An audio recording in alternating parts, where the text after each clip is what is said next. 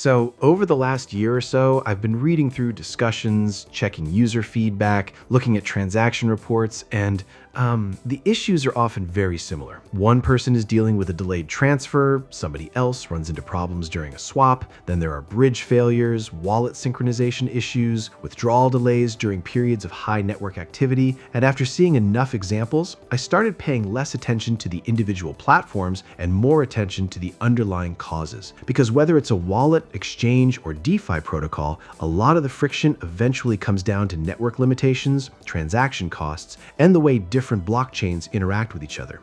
So I've been testing crypto infrastructure for several years, so whenever I come across a solution that approaches these problems differently, I like to verify it myself. So in this video, I'll create a multi-chain wallet from scratch and show how I'm handling transfers and swaps across Ethereum, BNB, Base, Monero, and other assets without transaction fees or additional blockchain costs. Alright, before getting into the technical side of how this infrastructure actually works, I think it makes more sense to start with the practical part. In my experience, the implementation usually says a lot about how seriously a product was built, so I'll walk through the setup process first.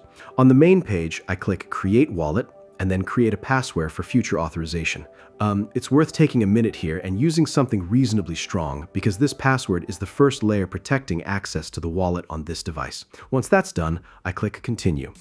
At this stage, Wallet generates a unique 12-word recovery phrase. This is probably the most important step in entire setup process. I always store the phrase offline in a secure location and never share it with anyone. Never keep it in cloud storage, never send it through messaging apps or email, and never save screenshots of it on connected devices. Whoever has access to this phrase effectively has access to the wallet itself. Okay, after that, system asks me to confirm the backup by selecting the correct word for each position.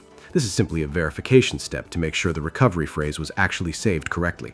Once I complete it, I click Verify.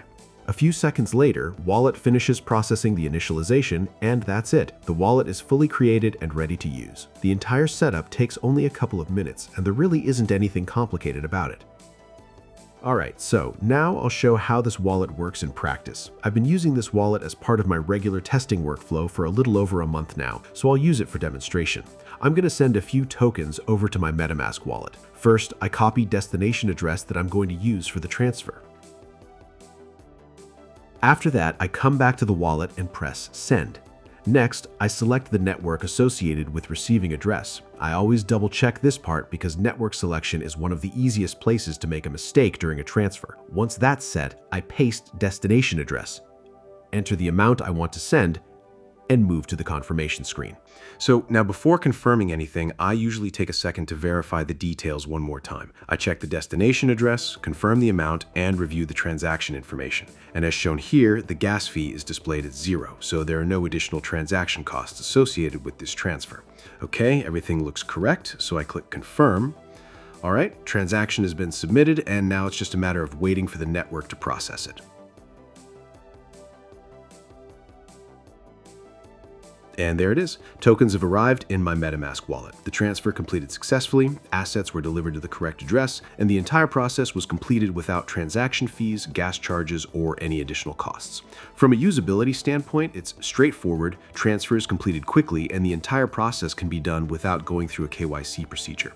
So after spending some time testing it, the first thing I wanted to understand was how the fee model actually works behind the scenes. After looking into it, the approach turned out to be fairly straightforward. Standard transfers are covered by the protocol itself, while the infrastructure is supported through protocol revenue and few optional services. Things like higher transaction limits, priority processing, and a small spread that can occur during swap aggregation help support the ecosystem. So the model isn't dependent on charging users every time they move assets between wallets. And from a practical perspective, that's probably what stood out to me the most during testing. After spending years working with different wallets, exchanges, bridges, and DeFi applications, I found that most people aren't looking for more complexity. Usually they're looking for less. Fewer steps, fewer moving parts, fewer situations where a routine transaction turns into a troubleshooting session. And I've been using it regularly for a while now, and the reason I'm showing it here isn't because it claims to reinvent anything. There are plenty of products making big promises in crypto. What usually matters more is whether the underlying experience is reliable when used day after day.